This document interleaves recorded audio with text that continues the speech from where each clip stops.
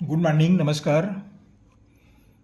त्रिकोणमिति समीकरण एवं सरसमीकाएं, trigonometric equation and identities, ये जो है वीडियो हम जारी कर रहे हैं कक्षा 10वीं के लिए है। ये क्लास 10th। इसकी प्रारंभिक जानकारियाँ जो है वो कक्षा 9वीं में दी जाती है। तो हम तो कहते हैं कक्षा 9वीं वाले भी पढ़ लें, ये उनके लिए भी उपयोगी सिद्ध होगा। इस वीडियो को प्रारंभ करूं इससे पहले कहना चाह रहा हूं मैं, आप जहां से पढ़ रहे हैं कमेंट्स कीजिए, लिखिए। आपके कमेंट्स पढ़कर हमें खुशी होगी और हमारे चैनल को सब्सक्राइब भी कर दीजिए। अब देखते हैं त्रिकोणमिति अनुपातों के बीच संबंध। त्रिकोणमिति अनुपातों के बीच संबंध। अभी त्रिकोणमिति अनुपात क्या है? त्रिकोण, हमने एक चित्र लिया है। अब देखिए, ये एक चित्र आप देख रहे हैं, ये एक समकोण त्रिभुज है।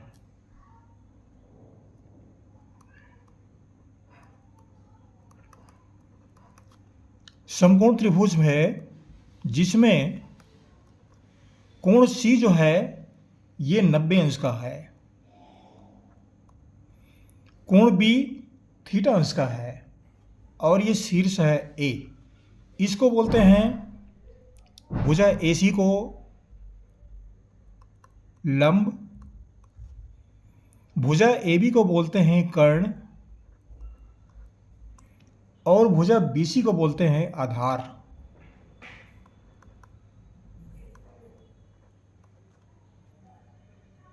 ये बातें पहले भी कक्षा 9 में बताई जा चुकी है, लेकिन फिर भी हम यहाँ पर थोड़ा उल्लेख कर रहे हैं। भुजा AC जो है लंब कहलाता है और ये कर्ण AB और भुजा BC जो है आधार।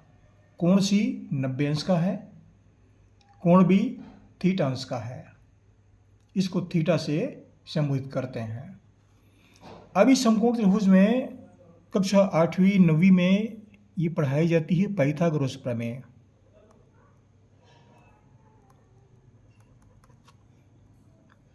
पाइथागोरस प्रमेय ये पढ़ाई जाती है और आप पढ़ चुके हैं, ऐसा हम मान के चलते हैं। फिर भी थोड़ा सा हम उल्लेख कर रहे हैं। पाइथागोरस प्रमेय क्या होता है? समकोण त्रिभुज में कर्ण पर का वर्ग अन्य दो भुजाओं के वर्गों के योग के बराबर होता है। एक पाइथागोरस प्रमेय है। संक्षिप्त में लिखने जा रहा हूं मैं।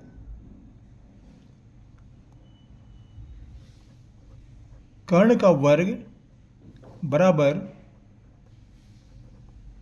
लंब का वर्ग धन आधार का वर्ग।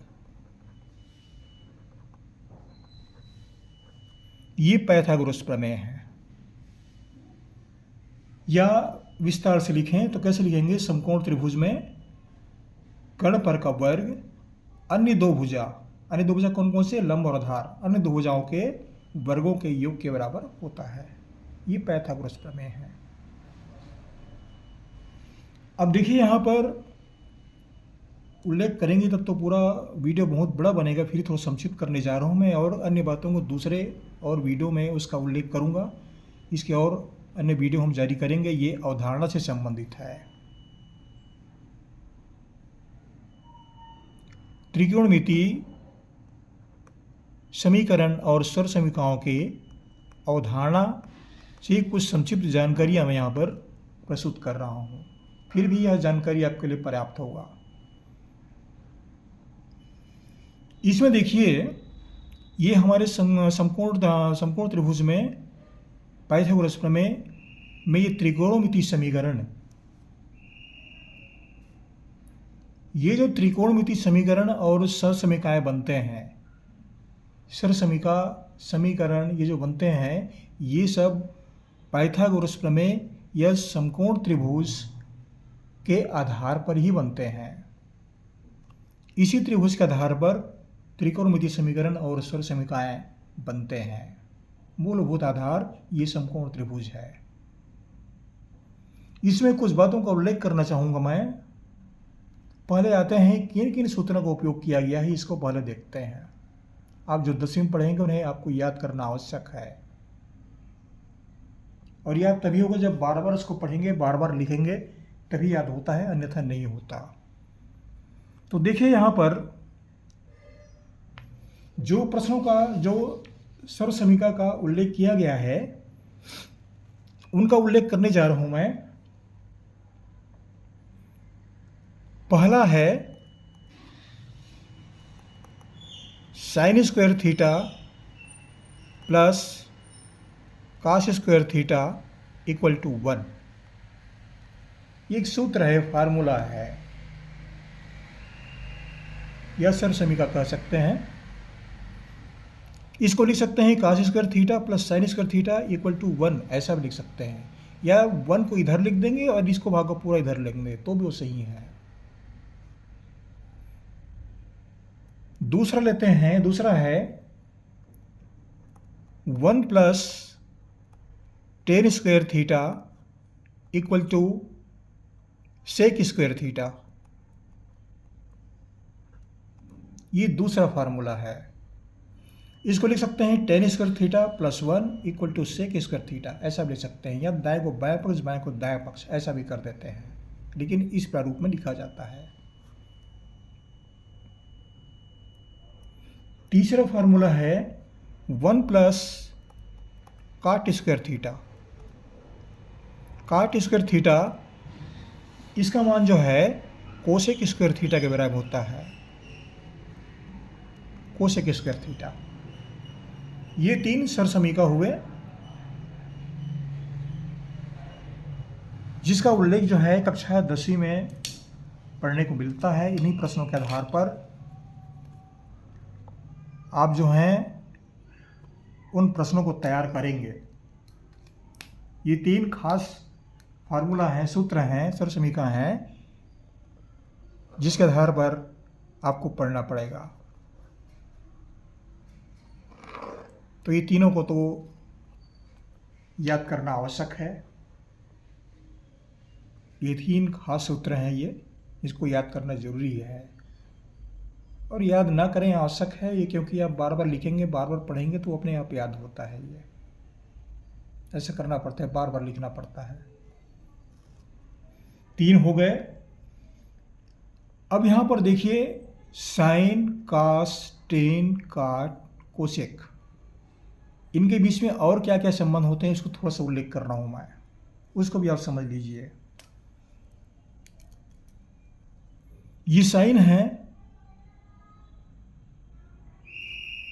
थोड़ा सा आप पढ़े होंगे, साइन, इसको साइन ही बोलते हैं। कास को कास को फिर टेन, टेन को टेंजेंट, फिर सेकेंड, कोसेकेंड, ऐसा इसको पढ़ते हैं। ये फुल फॉर्म है ये, लेकिन अब इसको संक्षिप्त में ही पढ़ा जाता है। ये ऐसा संक्षिप्त में ही पढ़ें, ज़्यादा याद रखें, ज़्यादा अच्छा है ये। अब देखिए यहाँ पर कुछ खास बातें बताने जा रहा हूँ मैं।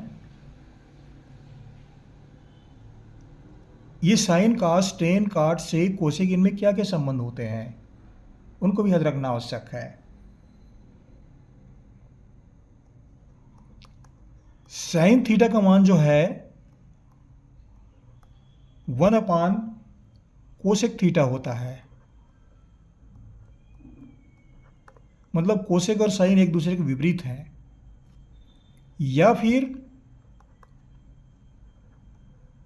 कोसेक थीटा का मान जो है वह 1/sin थीटा होता है। तिरक गुणा करेंगे तो अपने आप प्राप्त हो जाता है। ये तिरक गुणा में साइन थीटा पर 1 कर दीजिए, ऊपर नीचे हो जाता है। साइन थीटा के स्थान पर कोसेक थीटा, इसके स्थान पर कोसेक थीटा हो जाता है। ये तो ये एक दूसरे के विपरीत हैं, साइन और कोसेक। साइन थीटा बराबर 1 कोसेक थीटा और कोसेक थीटा बराबर 1 सेक थीटा। याद रखिए, इसको आवश्यक है ये। इसको हम चौथा ले रहे हैं। 5वें में लीजिए, जो कक्षा 10वीं के विद्यार्थियों के लिए आवश्यक है। कॉस थीटा बराबर होता है 1/sec थीटा। अगर कास को सेक थीटा के रूप में बदलना है तो 1 सेक थीटा लिखेंगे। कब? जब कास थीटा को सेक थीटा के रूप में परिवर्तन करना है तब। या इसी को पलट कर लिखते हैं सेक थीटा बराबर 1 कास थीटा। अगर सेक थीटा को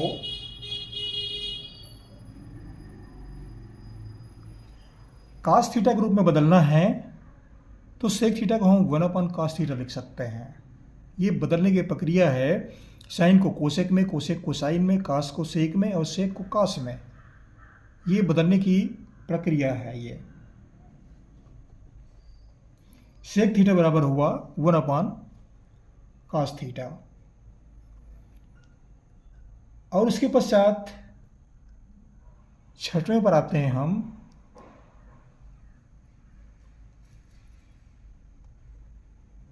छठवें पर आते हैं, टेन थीटा बराबर होता है 1 काट थीटा। इसका प्रयोग तब करते हैं जब टेन को जो है काट के रूप में बदलना है, परिवर्तन करना है, तो टेन थीटा को 1 काट थीटा लिखेंगे। या फिर काट थीटा को जब टेन थीटा के रूप में बदलना है, परिवर्तन करना है, तो इसको हम लिखते हैं 1/tan थीटा। काट और टेन ये दोनों एक दूसरे के विपरीत होते हैं, ये उल्टा होते हैं। काट को उल्टा टेन, टेन को उल्टा काट, ऐसा है ये। तो इस तरह से साइन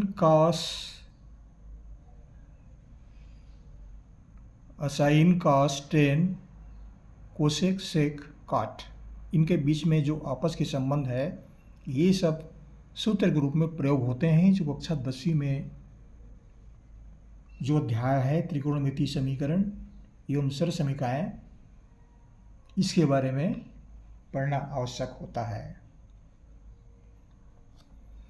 अब देखिए, कुछ और बातों का उल्लेख कर रहा हूँ। ये केवल सूत्र का उपयोग यहाँ पर बता रहा हूँ मैं, किन किन सूत्रों का उपयोग करना पड़ता है। ये विद्यार्थियों के लिए जानकारी आवश्यक है कि इस अध्याय में कौन कौन से समीकरण, कौन कौन से सूत्र, समीका, स्वर समीका, ये सब पढ़ते हैं। तो उसकी जानकारी पहले, अवधारणा जो है उसका आवश्यक होना चाहिए, मालूम होना चाहिए। अगले मान लेते हैं, कुछ और सूत्रों का उल्लेख मिलता है यहाँ पर कक्षा 10वीं में।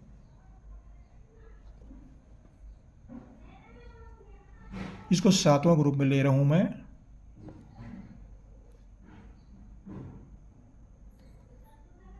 Sign 90 minus theta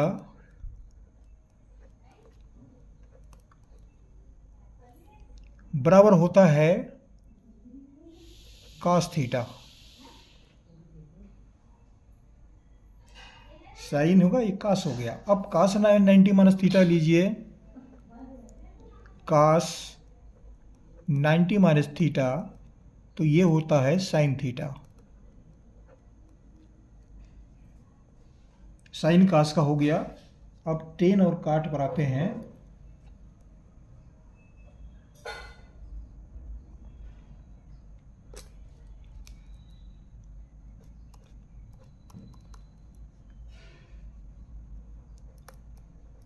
tan 90 minus theta बराबर होता है काट थीटा, और काट 90 माइनस थीटा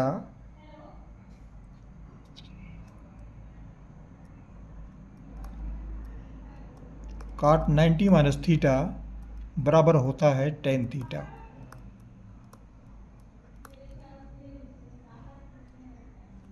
अगले में लीजिए सेक 90 माइनस थीटा।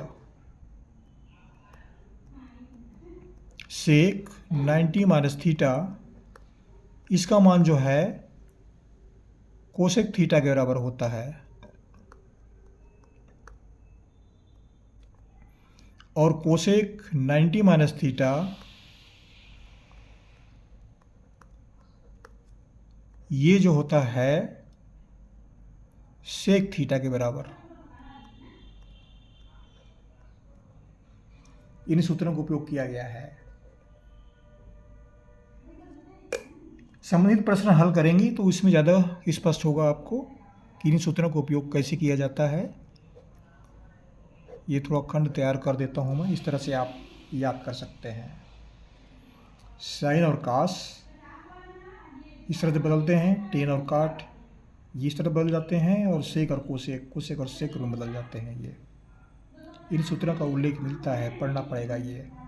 तो ये अवधारणा से संबंधित है कि कक्षा 10वीं में किन किन सूत्रों का प्रयोग किया गया है और उसका उपयोग किस तरह से होता है। जब प्रश्न हल करेंगे तो उसमें आपको पूरी तरह से समझ में आएगा कि इन सूत्रों का उपयोग हम कैसे करें, कहाँ पर करें और कैसे किया जाता है। कुछ बातों का और उल्लेख करना चाहूँगा मैं। यहाँ पर देखिए, इस चित्र में फिर से आता हूँ मैं। देखिए ये थीटा अंश लिखा है। ये थीटा जो है 0 से 90 अंश के मान के लिए होता है। ये थीटा मान का जो है ये 0 से 90 इनके बीच के मान के लिए सत्य होता है ये। अब ये थीटा की जगह में बी भी ले सकते हैं, sine square B plus cos square B equal to 1, ऐसा भी ले सकते हैं।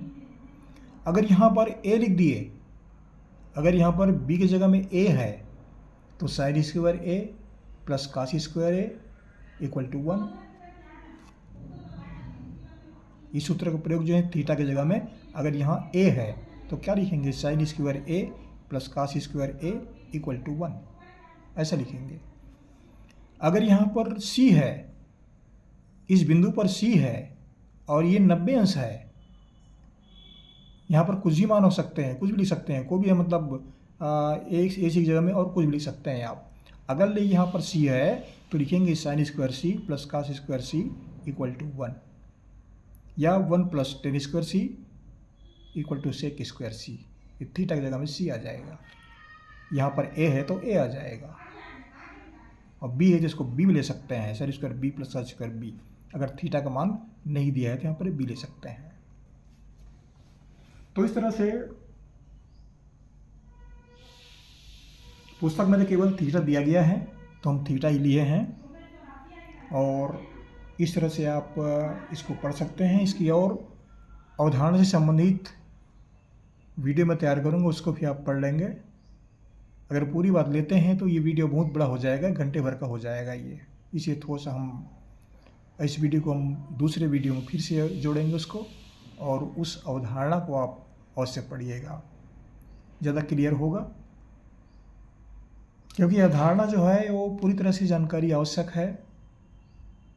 अवधारणा समझेंगे तो प्रश्नों को हल करने में आसानी होती है, सुविधा होता है। तो इस वीडियो में हम कौन कौन से सूत्र का प्रयोग किया गया है कक्षा 10वीं में, इन सूत्रों का उल्लेख हमने किया है। इनको आप पढ़ लीजिएगा, और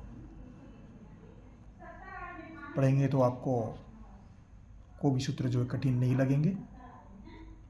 और त्रिकोणमिति समझता हूँ कठिन नहीं है, सरल है ये। थोड़ा सा पढ़ना पड़ता है, समझना पड़ता है, कठिन नहीं है। अगले वीडियो में फिर मिलेंगे। आपको हमारी ओर से बहुत बहुत शुभकामनाएं। धन्यवाद। पढ़ते रहिए, सब्सक्राइब करना ना भूलें। Thank you.